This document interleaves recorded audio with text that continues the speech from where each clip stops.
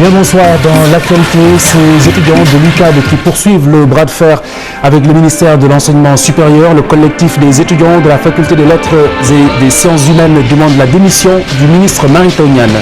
Pourtant, faut le souligner, leurs camarades de Saint-Louis et de l'UCAD ont signé le protocole de vendredi, aujourd'hui même, mercredi. La rentrée solennelle des cours et tribunaux, le président de la République a réaffirmé son engagement à combattre la corruption dans tous les secteurs. Nous entendrons Macky Sall dans ce journal. Le Sénégal qui prend rendez-vous avec le groupe consultatif de Paris. Le ministre de l'économie espère pouvoir mobiliser 1853 milliards de francs CFA. En basket, Mame Fatou nous en parlera dans la page des sports. Mame Diodje Diouf qui reçoit un chèque de plus de 3 millions de francs CFA, un soutien à sa rééducation qui émane du délégué général à la protection et à la solidarité nationale. La Lionne, je le rappelle, blessée lors de la dernière Coupe d'Afrique des Nations de basket.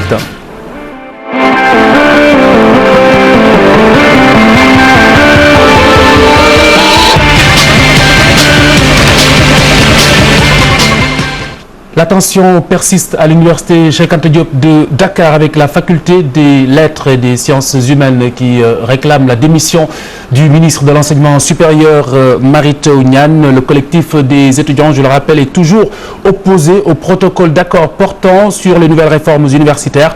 Pourtant, leurs camarades ont signé aujourd'hui cette entente scellée vendredi dernier. L'UCAD et l'UGB avaient refusé de parapher ce document. Les Saint-Louisiens ont signé aujourd'hui arborant des brassards rouges, une façon pour eux de dénoncer ce qu'ils ont appelé le forcing du gouvernement du Sénégal. Pafal, Patrice Bass et Amina Sow. Mary-Teuw dégage! Mary-Teuw dégage! Mary-Teuw dégage! Ces étudiants à la faculté des lettres et sciences humaines déclarent la guerre au ministre de l'enseignement supérieur. Pour eux, il n'est pas question d'appliquer le protocole d'accord au sein de leur faculté. Ministre Mary-Teuw Niane, je vous le dis que vous ne pouvez pas diviser le mouvement estudiantin parce que nous sommes là, nous sommes présents. La démarche d'un des leurs qui a signé le protocole d'accord à leur insu a été également dénoncée. Nous avons l'information qu'on leur a donné 14 millions pour qu'ils puissent signer. Alors nous ne pouvons pas vendre nos âmes au diable. Si eux ils l'ont fait, ça ne concerne que. Leur signature ne leur concerne que. Mais la masse est là. Tous les étudiants sont là pour dire non encore une fois. Depuis quelque temps, les réformes universitaires sèment la zizanie au sein de l'université Cheikh Anta Diop de Dakar. Ceux de la faculté des lettres et sciences humaines ont tenu une assemblée générale pour dénoncer l'attitude de leur ministre de tutelle. Et puis à Louga, cette bouée de sauvetage de la municipalité à l'école primaire. 9 millions de francs CFA pour l'acquisition de fournitures. Justement, depuis la rentrée des classes, les écoles primaires ne disposent même pas de la plus petite barre de craie et j'exagère à peine. Tierno-Fall. La municipalité de Louga a procédé à la cérémonie de remise de fournitures aux écoles élémentaires et préscolaires. Une enveloppe de 9 millions de francs CFA a été dégagée. Particulièrement, il y a un manque criard de craie. Donc nous avons offert aux écoles de la craie blanche et de la craie de couleur, également des cahiers. Nous avons également donné des crayons, des bics, tout ça pour un montant à peu près de 9 millions de francs CFA. Un geste que l'IEF de Louga a hautement salué, ainsi que tous les efforts faits par la mairie en faveur de l'éducation, tout en souhaitant que cette cérémonie soit tenue un peu plus tôt l'année prochaine. Tout le monde sait que actuellement, les parents sont assaillis par les dépenses. Donc si on achète des fournitures aux élèves, ça va soulager les parents. Donc au nom vraiment de l'IEF de Louga, je remercie Madame le maire, je remercie en même temps aussi l'équipe municipale de Louga. Et pour l'année prochaine, je prie pour que cette cérémonie ait lieu un peu plus tôt dans l'année, au mois d'octobre. Vous savez que la mairie, il y a des procédures. Donc c'est pourquoi nous avons connu ce retard-là cette année. Mais Inch'Allah, l'année prochaine, nous allons essayer de tout faire pour que, avant le démarrage de la rentrée, que les fournitures puissent être entre les mains des parents et des élèves. Cette cérémonie de remise de fournitures s'est déroulée dans la salle de conférence de la mairie de Louga avec la présence des représentants des autorités éducatives, des directeurs d'école, des APE et des conseillers municipaux membres de la commission éducation à la municipalité de Louga. Baisse du prix du loyer. Le projet à l'étude en ce moment même pour vote à l'Assemblée nationale. Hadia Talla est en ligne avec nous. Bonsoir Hadia. Hadia Talla. Bonsoir Khalifa. Alors, où en est-on au sujet de ce projet? Oui, à entendre les députés qui ont pris la parole, la loi 04-2014 portant baisse de loyer n'ayant pas été calculée suivant la surface corrigée risque de passer. Même les députés de l'opposition se sont réjouis du travail abattu par la commission dirigée par Ibader Thiam. Mais certains demandent de mettre en place un dispositif pour une meilleure application de la mesure. Ils craignent que la loi soit incitative à la spéculation. Et c'est le cas de Maître El Hadji Diouf qui l'a suggéré comme question préalable, mais malheureusement adoptée par 14 députés seulement. Et selon le député non inscrit, l'habitat ce n'est pas seulement le loyer. Il y a le foncier et l'État doit faire en sorte que les bailleurs ne soient pas lésés.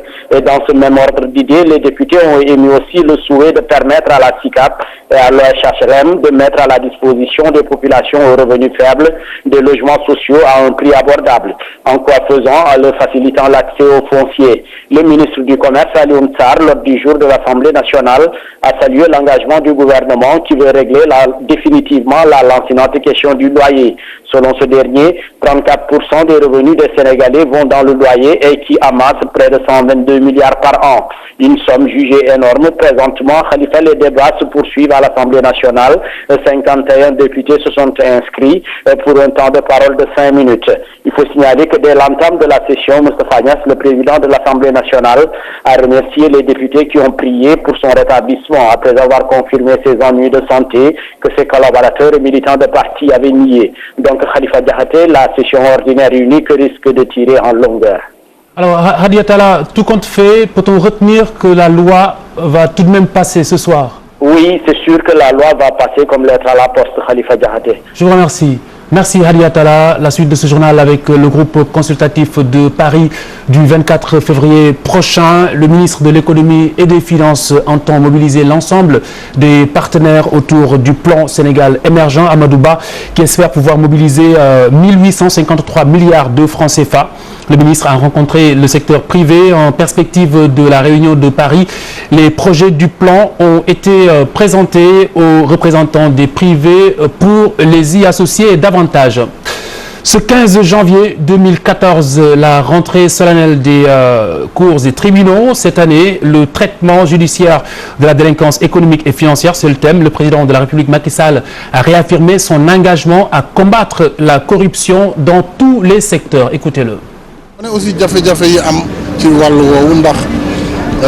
Ceux qui sont accusés d'enrichissement illicite, de blanchiment d'argent, disposent de beaucoup de moyens pour échapper à la justice. Et les tribunaux doivent avoir aussi des dispositions efficaces pour contrer ceux qui commettent ces délits. Des solutions intéressantes ont été soulevées. Le Sénégal a mis sur pied une politique pour protéger les biens du pays et cette politique est toujours valable. Raison pour laquelle j'ai mis sur pied d'autres organes. Ce qui prouve cela, c'est la déclaration de patrimoine, la création de l'OFNAC qui travaillera directement avec le procureur de la République.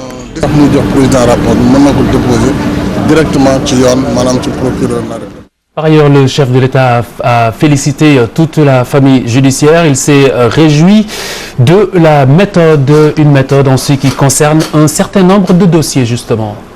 Féliciter aussi le ministre de la Justice, vice-président du Conseil supérieur de la magistrature. Je voudrais féliciter le ministre de la Justice, qui est aussi le vice-président du Conseil supérieur de la magistrature et toute la famille judiciaire, car ils ont fait beaucoup d'efforts au niveau de la Cour suprême en vue dans tous les dossiers qui leur ont été confiés, à l'exception de 2 ou 3. Ils savent que le développement de notre pays passera par le traitement rapide des dossiers, mais sans précipitation. D'autre part, nous avons constaté que l'emprisonnement n'est pas forcément la solution. Nous réfléchissons à trouver d'autres types de sanctions telles que la médiation, la confiscation ou le recouvrement des biens dérobés à l'image de la France. Un organe recouvrer les biens que le tribunal Et puis l'essentiel de l'actualité internationale, un récit de Boubacar Diassi. Référendum constitutionnel en Égypte. La communauté copte se prononce largement en faveur du oui. Ce mercredi 15 janvier est le second jour pour se prononcer sur la nouvelle constitution égyptienne. Au-delà des résultats, les chiffres de la participation à ce référendum sont très attendus. Une chose est sûre, dans le quartier Chobra, à forte concentration copte, c'est le oui qui domine. Cette communauté a le sentiment que cette nouvelle constitution protégera davantage les libertés religieuses. Les Algériens s'interrogent sur un retrait anticipé du président Bouteflika. La seconde hospitalisation en 8 mois du président algérien au Val-de-Grâce à Paris alimente toutes les spéculations.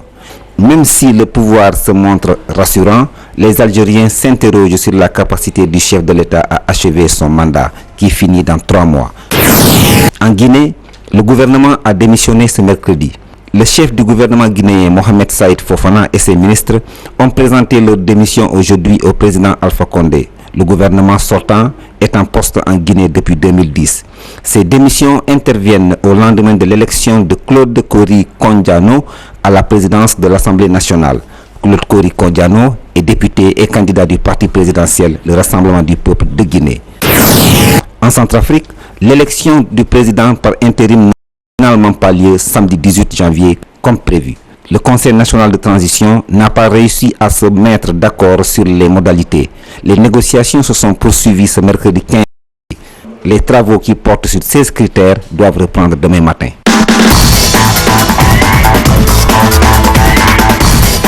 Les sports, bonsoir. Bonsoir Khalifa. Nous démarrons avec ce chèque reçu par la Lionne blessée lors de la dernière CAN. Tout à fait. Mame Jojo Diouf, on passe de voir le bout du tunnel. La DGPSN, la Délégation Générale à la Protection Sociale et la Solidarité Nationale, a remis donc cet après-midi un chèque de 3 280 000 francs CFA représentant les frais de rééducation de l'international de basketball. Mame Jojo Diouf, on se souvient, s'était blessé à l'occasion de la dernière édition du championnat d'Afrique de basketball dames. C'était en septembre-octobre 2013 à Maputo. Par la suite, la sportive a dû subir une opération des ligaments croisés et son contrat avec son club suisse fut résilié. Nous reviendrons en images et en son sur cette remise de chèques dans nos prochaines éditions. Le nouveau président du Saint-Louis Basket Club affiche ses ambitions pour la prochaine saison. Pour Pape Jansey, 2 projets seront au cœur de sa mission: bâtir un club moderne et autonome et construire un nouveau palais omnisport situé, donc destiné plutôt à accueillir les matchs du Saint-Louis Basket Club. Pape Jansey au micro de Chertidiane Diao, Ababacar Kamara. Donc la première mission que je me suis assignée, c'est de faire de Saint-Louis Basket Club un club moderne. Un club moderne où on mettra fin au mécénat. Nous allons bâtir toute notre politique d'abord sur la sponsorisation qui nous devra en principe nous permettre de dégager le budget nécessaire aux compétitions de l'équipe dès le mois prochain. Et le deuxième point sur lequel je vais insister au cours de mon mandat, c'est la construction d'un complexe omnisport moderne.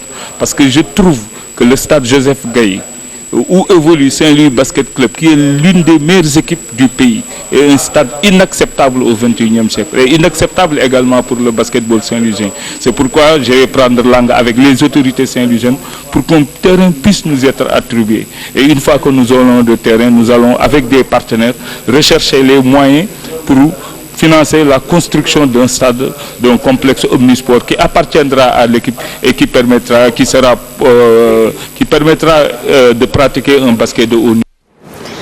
On parle de football avec la deuxième journée du CHAN 2014 et le retour du groupe A, l'Afrique du Sud et le Mali ont fait match nul un partout avec 4 points chacune.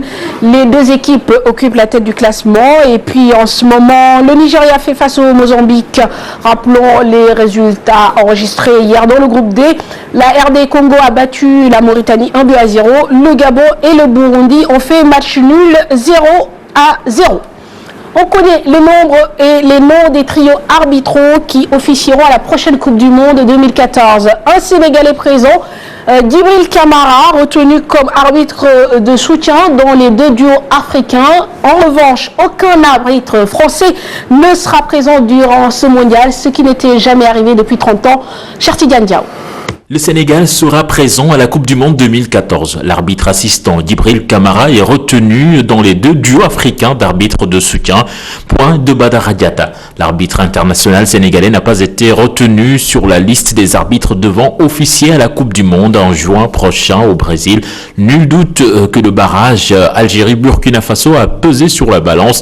En effet, la Fédération burkinabé de football avait dénoncé l'arbitrage des officiels sénégalais et elle a estimé que le trio arbitral sénégalais n'avait pas décompté le temps additionnel sans compter le carton rouge qui devrait sanctionner le tacle de Majid Bouguera. Mais la grosse surprise aura été le camouflet subi par l'arbitrage français. En effet, aucun arbitre de l'Hexagone n'a été sélectionné pour le mondial brésilien. Un coup dur pour la Fédération française de football. Khalifa, on revient chez nous. D'habitude, ce sont les sportifs sénégalais qui s'expatrient. Là, pour le coup, c'est une judokate française qui cherche la naturalisation sénégalaise. Elle s'appelle Léa Bué. Cette Bretonne veut défendre les couleurs du Sénégal à l'aube des prochains rendez-vous qui se pointent à l'horizon. Son portrait, Chertigan Khan. Léa Buet, judokate, ceinture noire, deuxième dan, cette ressortissante française renonce à la nationalité de son pays natal, au moment où bon nombre des athlètes africains d'une manière générale font défection pour changer de nationalité. Cette Sénégalaise de cœur a décidé de faire le chemin inverse. Pourquoi l'inverse dérange pas? C'est apparemment énormément d'Africains aujourd'hui représentent les couleurs de pays européens ou de pays ou des États-Unis, de la France, des grandes nations sportives actuellement. Je me sens déjà sénégalaise, même si on me donne pas les papiers, je serai sénégalaise. C'est pas une question de papier, c'est une question d'intégration ici. Je pense que dès qu'on s'implique dans la vie sociale d'un pays, on peut se considérer faire partie du pays, tout simplement. Cette Bretonne, aujourd'hui âgée de 24 ans, veut briller sous les couleurs du Sénégal.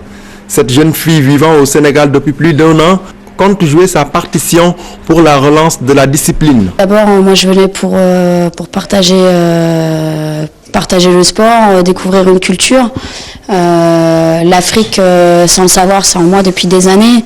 Moi, mes grands-parents ont travaillé il y a 50 ans à essayer de développer l'autonomie. Alors, ça veut dire l'autonomie dans les villages en Haute-Volta, au Burkina Faso.